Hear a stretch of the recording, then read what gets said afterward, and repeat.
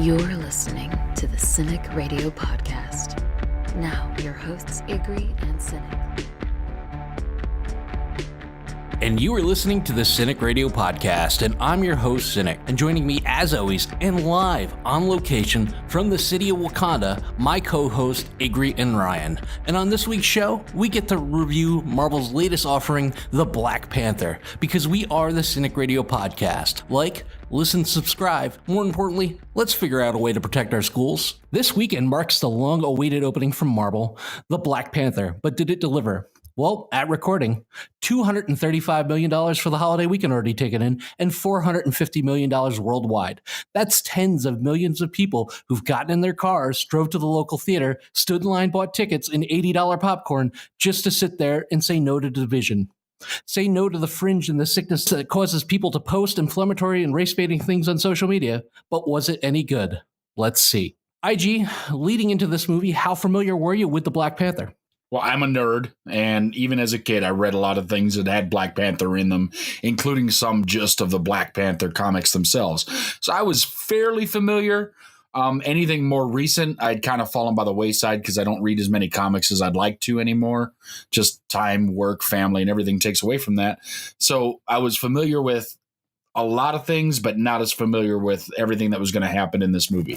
I'm not going to lie. I wasn't overly familiar with the character. I was more of a Spider-Man growing up. I loved Spider-Man. I was a huge Spider-Man fan. You know, I was into X-Men. I was into Deadpool, but I never really got as deep down the roster as the Black Panther. I knew who he was. I understood his abilities and his origin, but I was never really a fan. And I'm not going to put the onus on me. I think that's Marvel's fault, because I really don't think they ever did enough with him to bring him into the mainstream. Well, now they have. Ryan, how important was this movie in terms of bringing diversity to the MCU?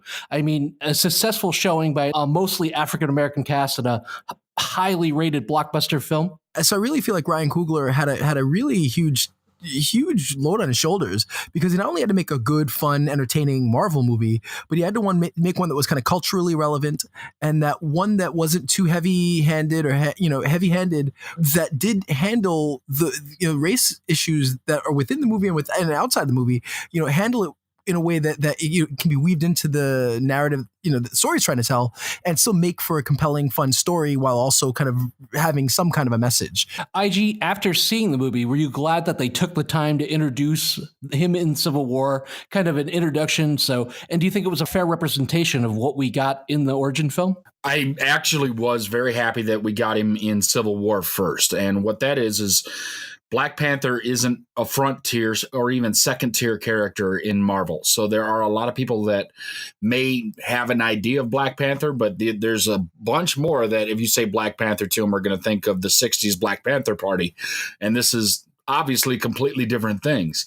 So having a look at a character that is just amazing, right? And what they did in Civil War with him, he was amazing there. And to compound on that, they did much more things with him here, and he remained amazing. So I think this movie was able to build off of the strength of Civil War, which was great on its own. I mean, had your favorite Spider-Man in it, but a lot of characters in there. And one thing Marvel's been able to do is put together an ensemble that works, but also be able to build the one-offs that work just as well. So I think introducing him in Civil War was the right way to get him out.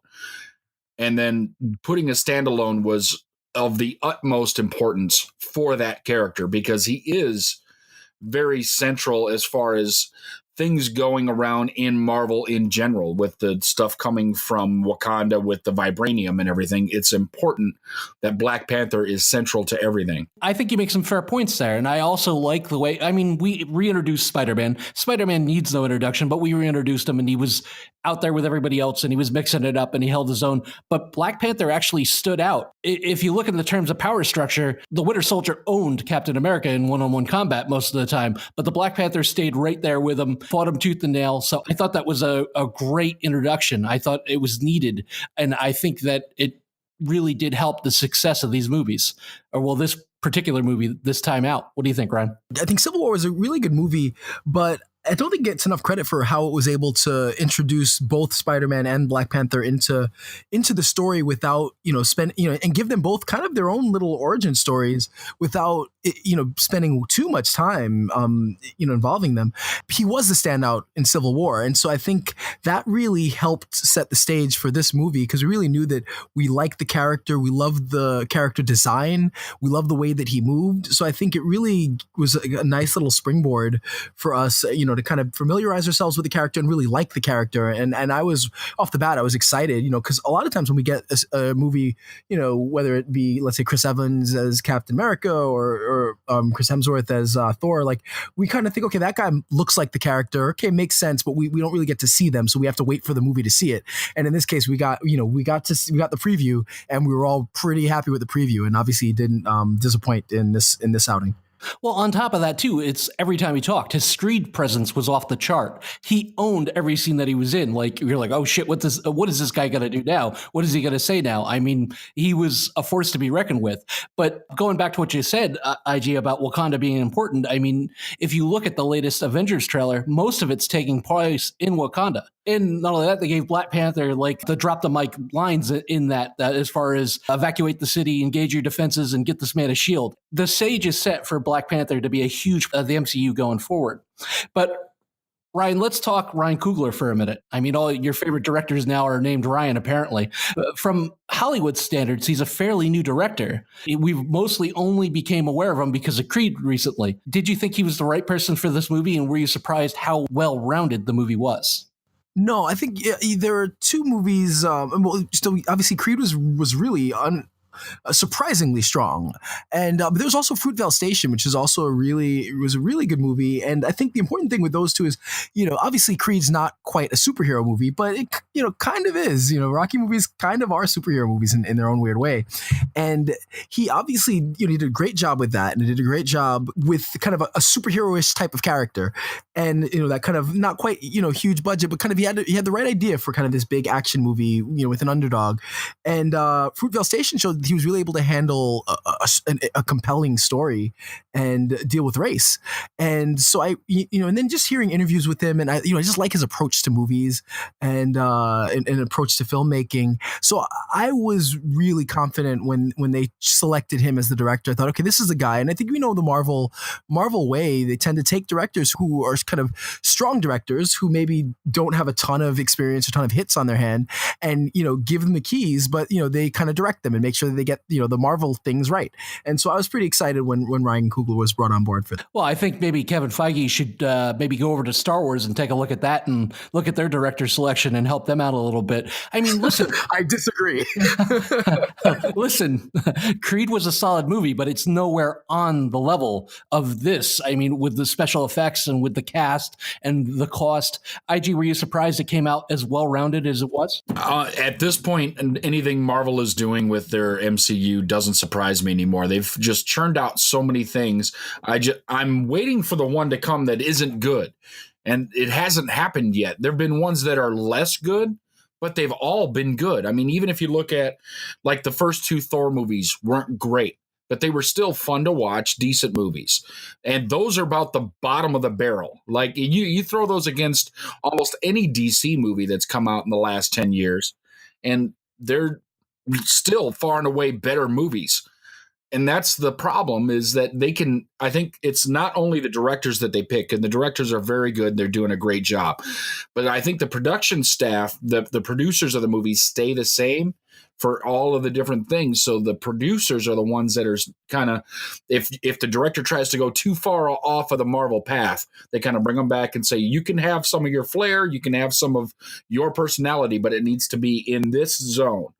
They are all formulaic, but the formula is working. It's like Coca-Cola at one point tried to change and bring out new Coke, and they realized they had to come back. So I think the producers are trying to keep Marvel from making new Coke, and it's working. Probably the most critically maligned, fan-maligned movie would be Thor: Dark World, and that's still a fun, watchable movie. There's still some good points of Thor: Dark World. If that's the worst Marvel can do, they're in pretty good shape. But at the same time, IG, we know Marvel's been extremely cheap with the way they deal with cast and crew.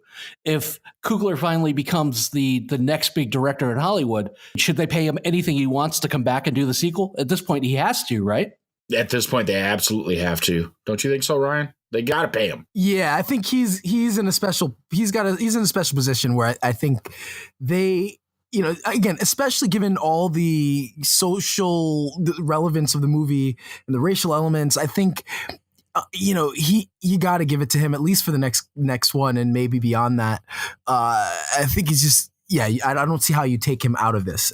He's done such a great job. Just as far as a filmmaker, I don't see how you take him out, but also with all the other things around it, I think it'd be a really bad move on Marvel's part to cut him. We've recently talked a lot about soundtracks and how important they are with Stranger Things, with Glow, and Black Panther really is no exception, using a strong original score and with a topping of a very heavy dose of the always great Kendrick Lamar. And by the way, I bought the soundtrack directly after leaving the movie. Ryan, did you appreciate the effort to strike the perfect balance between the rhythmic nature of traditional tribal music and the combination of more futuristic electronic music? Yeah, it was definitely an interesting blend between your kind of traditional, Marvel score and then traditional African music and Kendrick Lamar, and kind of blending it all, the kind of electronic music at different times. So it was definitely a really interesting blend of music throughout, and I think he did a good job. It did stand out a little bit to me. Like, I think, and I don't know if that's a good thing or a bad thing. I think sometimes you want the music to kind of be there and guide you, but you don't want to notice it as much. And so I think and the elements where I noticed it, I think I noticed it when, it switched to hip hop. I could, definitely notice that a lot. And there were specific moments when it happened. And then there were certain points that almost gave me like a Lion King feel, which I don't know if I loved or hated. Definitely not hated, but definitely gave me kind of a Lion King feel with the imagery and the music at different times.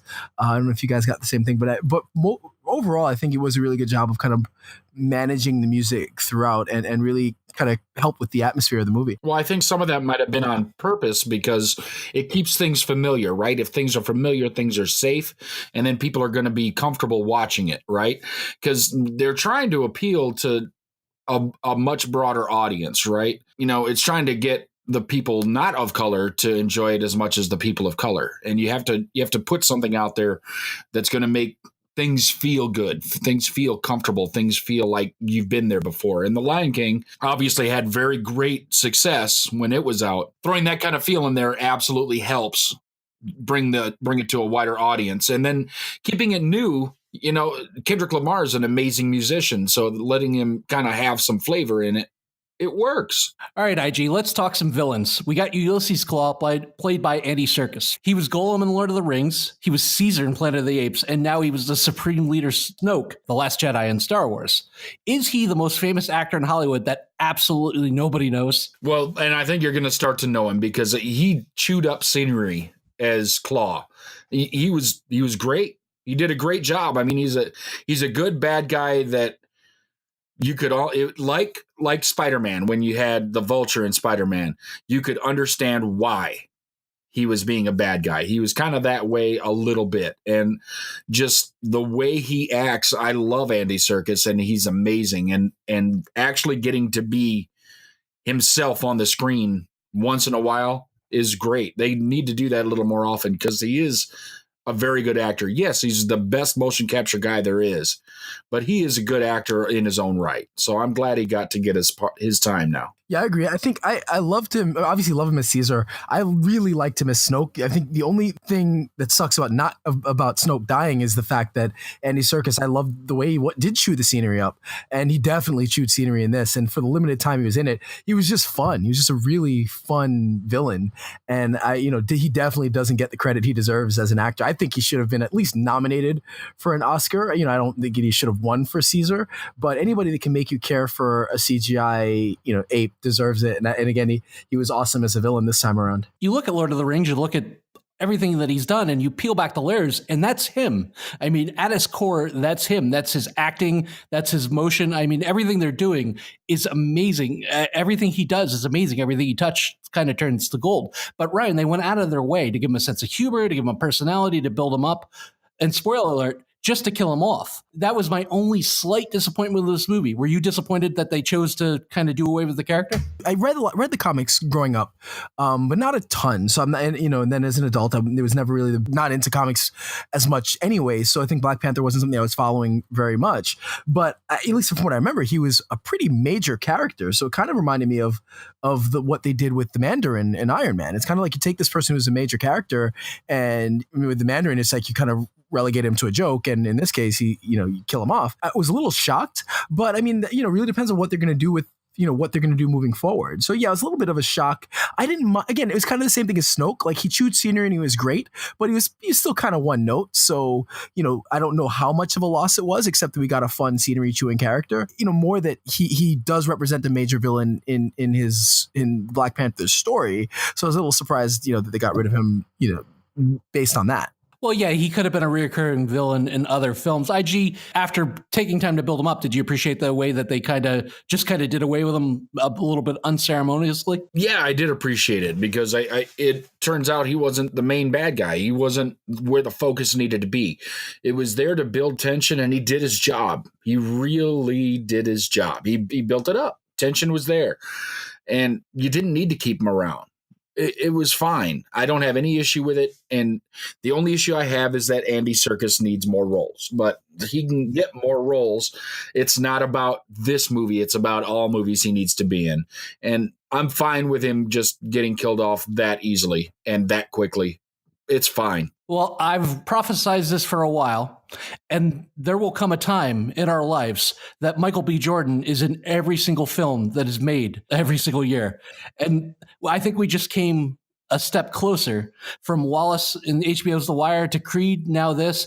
Killmonger trained his entire life to avenge his father's death and end the oppression of his people. In most stories, he would have been a hero. IG, what separates Killmonger from comic book types like Batman, who play outside the rules? That's a good question. That's a really good question. What I think separates him is the thing that separated him from Batman, right? Batman's parents died as a result of a crime. Killmonger's dad died as a result of a criminal. So I guess you can lead it that way, is that, Killmonger's dad was doing things basically forbidden from Wakanda, and he was trying to get away with it, see what he could do. And Batman's dad was just trying to better Gotham. So there's a little bit of difference there. The main difference being that I can believe why Killmonger wanted to do what he was doing. It's another one of those things where, like the Vulture, I can get behind why he wants to be the bad guy. And it's not really the bad guy as far as he's concerned.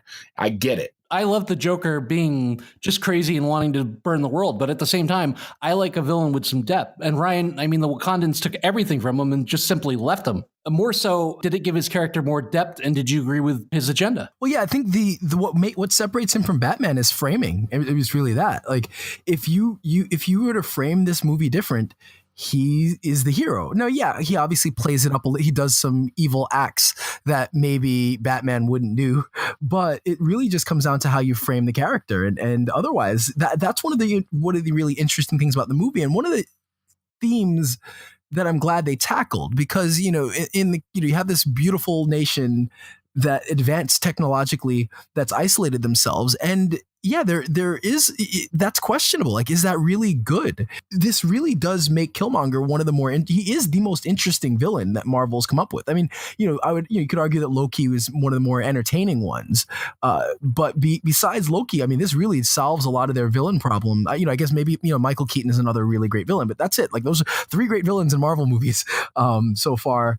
And, I think that, and he's by far, he's got the most development, most pathos, and again, if you frame it a little bit differently, he could be the hero very easily, and that's what makes his villain so interesting, and that's what makes what they did with this story so interesting, is that it wasn't black and white, and it wasn't, there were layers to it, and part of kind of T'Challa's growth is realizing that that what the way that they were acting and the way that they treated the country was not right, and that they needed to step away from being kind of this isolationist. And so that was his story, was learning that it took the death of Killmonger and it took his life kind of being wrecked to learn that. But that was really central to what the story was. And if you think about it, they really had the same message. They just had different methods. Well, they both realized that Wakanda needs to play a bigger role in things to come. But we'll get to that. So IG, Killmonger shows up, beats T'Challa in single combat, fairly, I might add, takes the crown, drops the mic, and him off the falls. Have we yet to see a villain in any of these films that doesn't cower when things get tough or doesn't hide behind henchmen? He's a get shit done, and there was no give in that guy, right? There wasn't, and that's the thing, is he was leading his own agenda. He didn't really have anybody else except, there was that Wakandan guy from whatever tribe, right? The Hill tribe or whatever, that was there to get him in the door. But other than that, there was nobody there standing him up or even helping him stand up. He was doing it all on his own, and that's something that's unique to this movie. Most of the other ones have a team or a business or something that is giving them the power that they need to keep going, be it financial power or actual power. There's something else in the works. And this is all Killmonger. It's all his own. He put himself through the training. Yeah, he got some training from some other people, but you know what? A lot of people have had that training and not been as effective as he was. So when you look at everything, this is really his ability to be strong. And that's where you have to admire that character. And again, another scenery chewing actor in Michael B. Jordan, just doing an amazing job. And a villain that you have to like. It's Negan-esque in the way that he puts it out there, is that he's got the charisma and everything that you have to like him. You have to like what he's doing. And I did. I believed it. There was no support staff, no manipulation. He came in and he took what he wanted via pure strength. And there was a certain amount of intelligence that you had to be impressed with. Yeah, absolutely. I think that was one of the really interesting things about his own journey, and it was so unexpected, is that he obviously he was really smart. He did, he spent his entire life, think about the discipline that it took to get to where he got there, finding his father dead and making a decision, with his, dead father, that he's going to, he's going to find Wakanda, and he, joins the military, becomes a SEAL, and kills all the people he had to kill, and, finds Claw and goes through this entire journey, that took, practically decades to get to that moment. And then when he gets to that moment, he doesn't falter. He does it basically by himself. Again, you frame this slightly differently, and Killmonger's the hero in this movie, and we're all impressed with how he was able to become the king of Wakanda so easily. Yeah, it really wasn't much effort. And speaking of the king of Wakanda, I've watched Chadwick Boseman since 2013's when he played Jackie Robinson in 42. And I have to admit that I was thoroughly impressed with his acting ability. I knew at some point he would be a big time box office draw, and I think he really did in this role. But Ryan, where do you rate his portrayal of King T'Challa? As far as, where would you put him as far as Marvel leading men? Is he up there with Downey? Is he up there with Helmsworth? That's a good question. He's definitely, I don't think anybody's up there with Downey. I think Downey's in a league of his own as far as, an actor and kind of how in sync he is with this character. But as a leading man, I think he definitely is up there with anybody else. Certainly with Hemsworth or Chris Evans or any of them. I think as an actor, I really like him. I do think the way the character was written was, not. I think there are reasons for it, but that maybe he was written a little too perfect or a little too, I'd read an article. It was a really good article on maybe, one of the minor critiques of it was that it didn't seem like he was fighting for much, and he didn't, I don't know, like even though he was fighting to be king, multiple times in this movie, I think he could have gotten into another gear, and so, but I don't know if that was maybe how he was written, or the fact that, he had such a great ensemble around him, but something about him it was like a gear that he didn't quite get to that I know he's capable of. But yeah, I mean, as far as a leading man and as far as an actor, I think he's great and he's perfect for the role. And realistically, he's probably going to be the one, to usher in, the next phase of Marvel. So, I think he got the job done there. But like I said, I think there's a gear that we didn't see in this movie that I expect he can get to. And you needed to save that gear for the next movie because this one was good as it was. If you used up all those gears in this one, where do you have left to go? And that's the thing. Like Robert Downey Jr. has always got that next gear. He is Iron Man. That just works for him. But you can't do that to T'Challa. You can't do that to Chadwick Boseman. You got to save a little back so that you have somewhere to go. I mean, I would put him third in the MCU as far as leading men. It'd be Robert Downey Jr. and then Chris Pratt as Star-Lord. Just the charisma he puts him at number 2, and then Chadwick Boseman at number 3. And it's not a far 3. He's right pretty close to Chris Pratt, so don't take it the wrong way. Well, and also, I mean, there were so many great actors in this, and Michael B. Jordan was phenomenal, and I think there were enough performances carrying weight all across the board that he could kind of sit back and let everybody else cut. It's interesting because he was at times just. And I don't mean it in a bad way, but he was kind of the least interesting character for portions of this movie, and it was perfectly fine because we had just so many great performances and so many badass moments and funny moments and things throughout that he didn't need to carry the weight of this movie. So, I think in that, that's where I'm reluctant to make, I don't want to make it sound like a criticism, but I think we can't expect more from him. Definitely. Well, what fun would it be if Hulk Hogan hulked up at the beginning of the match, Ryan? You got to save something for the end. The third act needs to, be taken care of. IG, speaking about kicking it up a gear, we're sitting here with bated breath because The Walking Dead comes back next week. And The Walking Dead's very own Danai Gurira, Michonne, in my opinion, absolutely stole this movie. Did this kind of point out to you that how underutilized she is on The Walking Dead? And what were your thoughts on the badass spear-wielding Okoye? Oh my God, she was amazing. You did get it. That was perfect. Between her and Lupita Nyong'o, they took everything. And the thing is, Danai just lived that role. First of all, she was beautiful with no hair. I thought that was an amazing character choice because, and even when they made fun of it, when they put a wig on her to put it in, she's like, I hate this thing. It was hilarious. She was funny. She was charismatic. She was a badass, and she just ate up everything she was in. I mean, she showed that she has to, by oath, and she believes in her oath, defend the king. And since Michael B. Jordan was no longer king, T'Challa was no longer king, she stayed on the side with Killmonger doing her job. So the character had depth in it that I really enjoyed. And I just can't say enough things about her. And I'm hoping that all of those people over at The Walking Dead watch this 2, 3, 4 times and maybe get some ideas on how badass Michonne can be, because they're not even close. We all thought Michonne was a badass until we saw this. Oh my God, she is so awesome.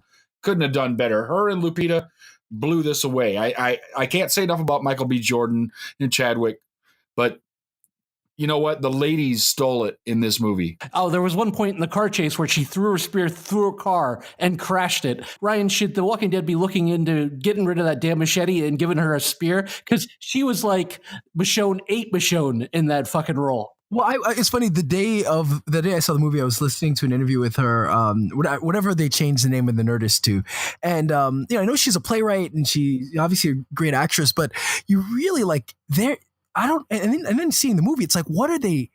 They're not utilizing somebody who could be the best character in the show. I mean, she's such a good actress. She's intelligent, physical when she needs to be physical. Like, what they're missing something there, and they need to figure it out because yes, she was between her and Lupita Nyong'o and Letitia White, I mean, they almost didn't need. You almost kind of thought, like, do we really need T'Challa? Like, they've got this. They could kind of do. He could kind of just hang out and let them protect him. Like, they were amazing, in the movie, and that's also why, like, he could kind of sit back a little bit, and he didn't need to carry the load because he had just these amazing actresses who were just as badass and just as fun to watch, and it never felt like, oh, look, they're just forcing these badass women down our throats. Like, no, they embodied it. Like, they embodied the physicality, and it really felt like they were that good.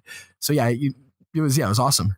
I love the fact that they surrounded him with strong women, and you're right. They could carry a film on their own between them and Angela Bassett. They were interesting. They were complex. The sister was extremely funny. It really worked, all facets for me.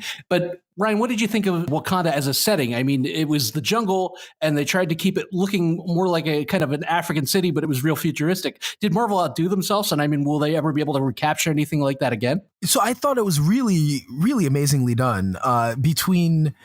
Again, the visually, the architecture looked really cool because it was kind of like new and old. It felt like a lived-in world. Even the setting when he kind of his ceremony to become king, that was amazing. And the only thing which I hope we'll get in future movies, like obviously you can't get everything in one movie, is I'd like to see more of like Wakandan life. Like we saw a lot of external shots and big wide angle shots, but I'd love to see, what are their stores like? Like, what are their, what's life like for the average Wakandan in this, hidden city? Like, I just want to know what, do they have sports teams? Do they have, club? Like, what's life like there, considering that they are isolated? So I think I'd like to see a little bit more of that, because we got the big, grandiose shots, but we didn't get some of those more, intimate things. So it's something I'd like to see in the future. But otherwise, I thought it was really fully realized, and more so than almost any other of any Marvel movies taking place in somewhere that doesn't really exist. I think they really did a great job of making that world feel real. Well, they got to have HBO everywhere with all the technology going, right? Everybody's got HBO. I mean, they're the most technologically advanced place on the planet. So they got to have good internet and HBO. I mean, they're the reason that like we all think our internet sucks is because someone out there has great internet and it's Wakanda. Wakanda Game of Thrones. Like, let's say, like, do they have their own, like, do they have their own Broadway and their own TV shows, or do they just watch our HBO? Like, I want to know that. I want to see how that works. The rest of the world does, so I'm guessing they do too. Well, one thing that they do right is tech. The high-tech suits basically stored in a necklace to the ability to use save up kinetic energy and use it at will. IG, where, in your opinion, where does that put his equipment? Where does that put Black Panther as far as superhero lore? Well, I don't think that his suit was the badass that it was initially back in early Black Panther, but I like the change. I do like the change because I think that it humanizes him a little bit, kind of gives him if he didn't have the suit, he could get more hurt. And so I do appreciate that some of it is the suit, some of it is the heart-shaped herb, but there's a little bit of both going on, and the vibranium is doing a lot for Wakanda as a whole.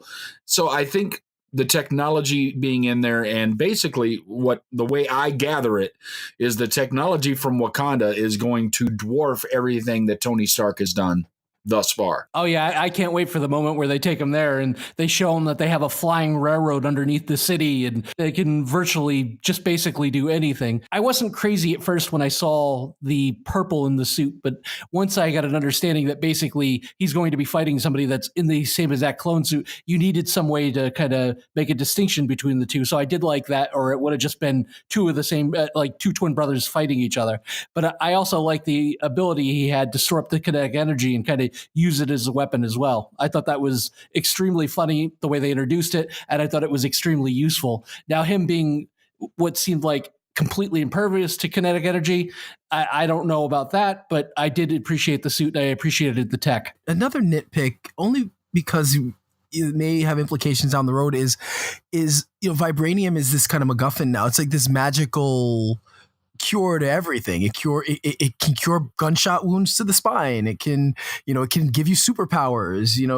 So that's the issue is, is vibranium just too powerful? It's like the Superman problem. Like, Superman's all powerful, and if you have something all powerful, now you have to create these convoluted ways to kind of, fight it. And I guess part of the thing with vibranium is if it gets into the wrong hands, obviously, that's a problem. But I think, my only issue is, how do you pull back some of the power of this? Because it does seem like it, it can do everything. Like anything you want to do, it'll do.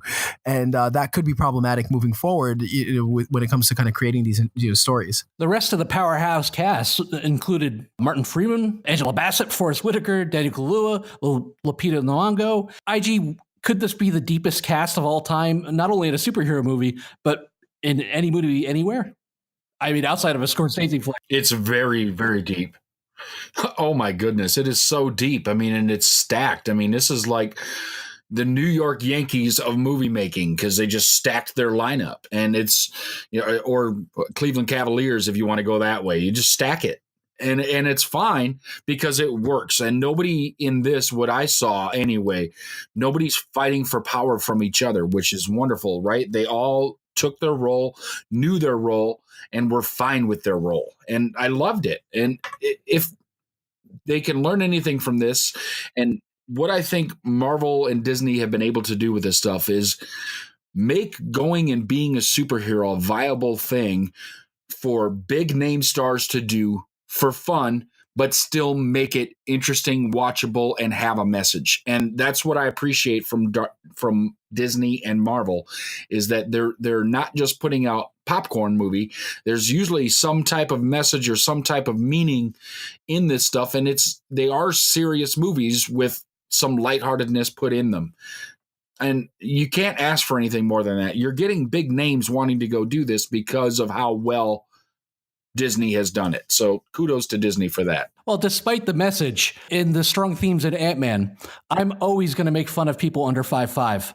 I don't care if it hurts their feelings or not. I'm going to ask them how the weather is down there. I'm going to try to get them to go into small places just because I find it hilarious. But Ryan, speaking of special effects and even some of the fight choreography that we saw in the movie, did you notice the body transformation with Chadwick and Michael B. Jordan after they took the route? Did you notice that it suddenly looked like that they were 3 times the size that they started? I didn't notice a major size difference. I just noticed the kind of rubberiness of the CGI. So I think the only other kind of complaint I would have in the movie is that the CGI just, when they were in the costumes fighting at points, didn't work because it just looked clearly like they were in CGI. But otherwise, I didn't notice at least it didn't occur to me like a massive change in kind of stature while it was going on. Yeah, I'm with you, Ryan. My one major complaint about anything in this movie, the only major complaint I have is the use of CGI, because like the end fight and that, it just looks CGI. And I understand that trying to get people to look real and do the maneuvers they were doing is difficult. But like the rhinos that they used looked CGI. There were just too many CGI elements that I think they could have gotten away from some of that and still had a great movie. The fight, probably not. That was going to be there, but maybe, there's a CGI budget. There's so much money that they have. They could have taken away from other places and put them in that to try and beef up that. And it's a minor complaint because I still love the movie. That's my complaint with this movie, is that the CGI needed some work. Well, with the hopes that you guys stayed for the credit scenes, I want to ask you a couple questions about that. IG, the mid-credit scene was basically the Wakanda coming out party. Did it remind you, or was it reminiscent of Tony Stark's I'm Iron Man scene when Black Panther basically stood up there and said, "We're going to help the world," and they kind of snickered at him? Were you waiting for him to say, "I'm Black Panther, bitch," and just walk off? Or waiting for him to bring in a cart full of vibranium, about 3 tons worth or something? It's like, what are you going to do for us? Oh, well, we can fix spines. We can do this. We can do that. You have no idea. But it was basically a Tony Stark moment, because he had that smirk, like, I'm about to tell you what we can do for you, son. We got this. He's about to drop some knowledge. I did. And he'd had to pull that mic off and just hang it out to the side and let it go. Because Wakanda, nobody knows, because they've done such a good job of hiding themselves. And, that was what was pushed, is that maybe they shouldn't be hiding anymore. Maybe they shouldn't sit in the back and just let things happen. Maybe they can change the world for the better. And I like that message. I like that, if you have something, let's go forward and let's do it. Despite the rhinos, the more unbelievable thing to me was the fact that Wakanda could keep their secret for how many hundreds of years now. I mean, they're way ahead of everybody. They're basically Carl Lewis to everybody crawling, and nobody brings a word of this to anybody. Like, oh yeah, we got flying subways over here. And free Netflix for everybody. Somebody would leak. Ryan, we also got to see Bucky Barnes living amongst the Wakandans. They're referring to him as the White Wolf, which is a completely different character in the comic books. What do you think's more likely here? They're going to combine him as the character into the White Wolf, or that was kind of a hint for the next movie that we possibly see the White Wolf in Black Panther 2? Yeah, I wouldn't know the answer. I think it's kind of a fun name for him. I would assume it being Marvel, they'll probably find a way to combine the characters. But yeah, I'm not sure where they'll go with it. I guess we'll find out more in Infinity War. IG, do you think we end up seeing Sebastian Stan if it's providing everybody survives this Infinity War, do we see Sebastian Stan in Black Panther 2? Yes, I hope we do. I think they would be a good Batman and Robin, as it were. You have the Black Panther and the White Wolf kind of going off and doing things, and I could see where Bucky at that point would be basically completely loyal to Wakanda because they gave him his life back. I mean, that's what I got from that scene is they did something to him to allow him to go back to being Bucky. He wasn't the Winter Soldier anymore. I mean, yeah, some of the actual things that happened to him to change his body and everything, that's accurate, but not his brain anymore. Now he's Bucky. And I appreciate that, and I think that that's going to lead him into being basically, the right-hand man to T'Challa. At least I'm hoping so. I think that could be having Black Panther and White Wolf as a team, but obviously Black Panther first and utmost, just because all along the Black Panther is a stronger character than the Winter Soldier anyway. After action and suspense, we finally get to the final battle, Ryan, and it includes a last-minute rescue from the Habari Drive and freaking armored rhinos, and everybody's going at it. What was your thoughts on the final battle, the movie, and your rating? So I thought the final battle was really great. That third act caught me out of nowhere. I didn't. The movie was great. I loved the beginning, and I loved how it took its time and set up that world. And I love the middle where they take that little detour to Korea. And when Michael B. Jordan gets to Wakanda, it totally throws everything for a loop. I just didn't expect it, and that really got me invested, kind of emotionally. I think the first two acts, I was kind of. I was engaged and I was loving what I was seeing. But and I was liking the themes, but it was a little, I won't say it's superficial because it was starting to tackle some of those interesting themes, but I think really him getting there just changed everything. And that final battle was just a lot of fun. Again, we got to see just how badass, Lupita Nyong'o and Denai Guerrero were, and the fight between them was good. When they were fighting, it was great. When it was CGI heavy, it was not. But I think it really ended well. And yeah, I mean, this movie. My biggest fear going into the movie was that it would, it would get great reviews because people would feel obligated to give it a review. The first big Marvel movie with mostly black cast, black director, such a big kind of cultural moment that my fear was that, the reviews would be phenomenal and then we'd get a mediocre movie because, kind of almost, people wanting to be PC and not wanting to be that one person to say something bad about it. So, but seeing it, I mean, it was everything, I could have expected for it. I mean, it was phenomenal. It hit all the notes for a Marvel movie, but again, thematically, it was just great. I mean, the way that it tackled, Wakanda's isolationist and the way that, we got a really compelling villain who had a real reason for what he was doing. And again, the performances were amazing. And it was just such a really layered movie and something you can really think about and you want to see again. And it was just interesting because while it also dealt with race well, it also kind of showed us that you get Wakanda is just one bad monarch from being like North Korea, and so it has these really interesting kind of racial, cultural, and political questions. So, I loved it. I thought it was a great movie, and it makes me really excited to see, what comes up next. I had a couple minor nitpicks that we talked about, but that was nothing. I mean, this movie was phenomenal. To me, easily the best Marvel movie, up there with The Dark Knight as far as, being to me the best kind of comic book movies.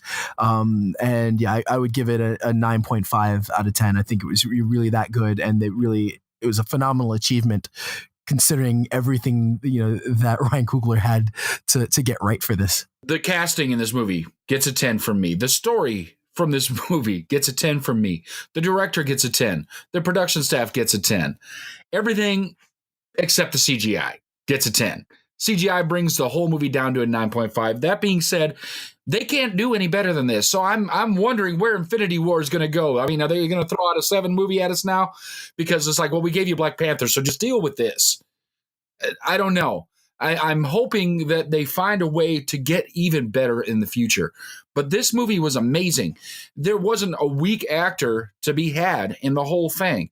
I guess if I was going to pick one, it'd have to be Forrest Whitaker, who did amazing in this movie. How do you pick Forrest Whitaker as your weak actor? This movie blew me away. I was expecting a good movie. I wasn't expecting this. I loved it. I loved every moment of it. My wife loved it. My children loved it. It's great. It's so good, and I can't say enough good things about it. I mean, kudos to Ryan Coogler and kudos to Disney for realizing that the potential was there to take the Black Panther and put him out front for everyone to take a look at and writing an amazing, amazing movie. So, yeah, for me, 9.5, and I loved it. The final scene was my weak point because of the CGI fight, but it was still fun to watch. I loved it. Love the whole movie. I give the CGI a firm pass as far as I don't want the cast and crew playing with armored rhinos or jumping in front of hover subway cars. So, it is what it is. It's never going to be completely perfect. It was kind of like Tarkin in Rogue One. I mean, it suited its purpose. They did the best they could with it, so I'll give it a pass. But for the first time in a long time, I left the movie not going, wouldn't it have been cool if, because I couldn't think about anything about this movie that I would have changed. And it could have been any type of movie, and it was that compelling. It didn't need to be a superhero movie. It could have been a mystery suspense. It could have been any type of movie. And they just did that good of a job that I would have enjoyed it either way. But I'm proud of superhero fans everywhere for coming out in masses. I mean, record-breaking masses to support this movie. Because geekdom doesn't know color, it doesn't know race, and we all deserve a seat at the D&D table. From the special effects to the music to the strong casting and the great fight scenes, this is as perfect a movie as we're going to get. And like IG says, I don't know how they top it for Infinity Wars. I give Black Panther a 10, and I agree with the masses all over the place. Wakanda forever. And that's going to do it for the CRP's review of Black Panther.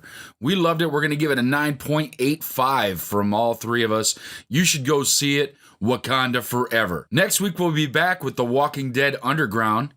The Walking Dead returns, and we can't wait to bring it to you. Thank you for all your love and support. Continue to like, listen, subscribe, and share with all your friends. We'll keep bringing it to you if you keep listening. And until next time, don't get captured. Follow the podcast on Twitter, Facebook, and at CINIKRADIO.com. Available for download on iTunes.